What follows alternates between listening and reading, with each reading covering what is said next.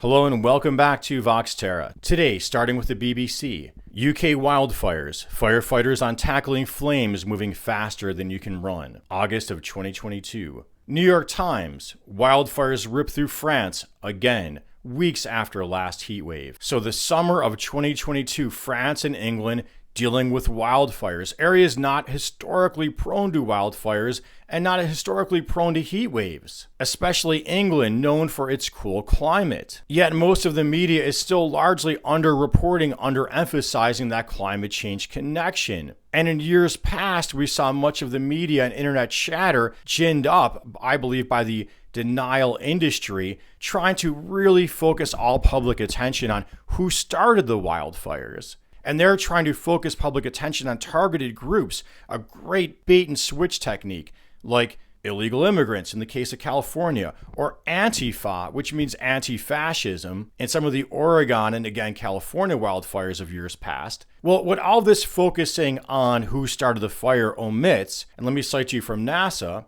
and this is 2019, it's the hot, dry conditions in the atmosphere that determine the likelihood of a fire starting, its intensity, and the speed at which it spreads. As the world has increasingly warmed, so has its potential to burn. Sink that into your head. As the world has increasingly warmed, so has its potential to burn. 1.9 degrees Fahrenheit hotter since 1880, or the start of the era of fossil fuel burning, the Industrial Revolution. And I've cited you to NOAA in past shows. We're putting about 40 billion tons of fossil fuels in the atmosphere every year, known heat-trapping gases. And that hotter Earth atmosphere grabs more moisture, holds onto it more greedily, pulling it out of the soil, retaining it so it either rains heavy or just doesn't rain at all for a long time. Predictably, again, back to that NASA 2019 article, wildfires have increased over a quarter of the world's vegetative surfaces since the 1980s.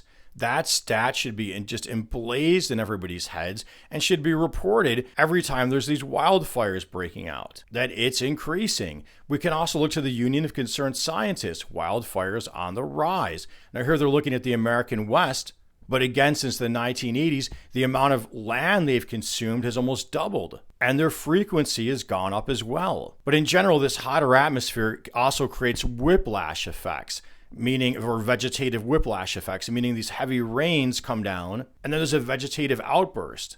Then, followed by these prolonged dries and heat, now you got a lot of fuel laying around to burn. Another factor cited at NASA is the warmer nighttime temperatures. In the past, cooler nights would sort of cool down the fire or quell them quicker. And this heating Arctic is heating faster than the rest of the planet, and that's throwing off the atmospheric and oceanic currents because they're dependent on push and pull from that cold Arctic to that warm equator. And as that begins to level out, those currents are now getting sluggish, wobbly, and changing their patterns, making places that were traditionally cool now hot, and so on. And in general, another cause of the increased wildfire is the decreasing snowpack.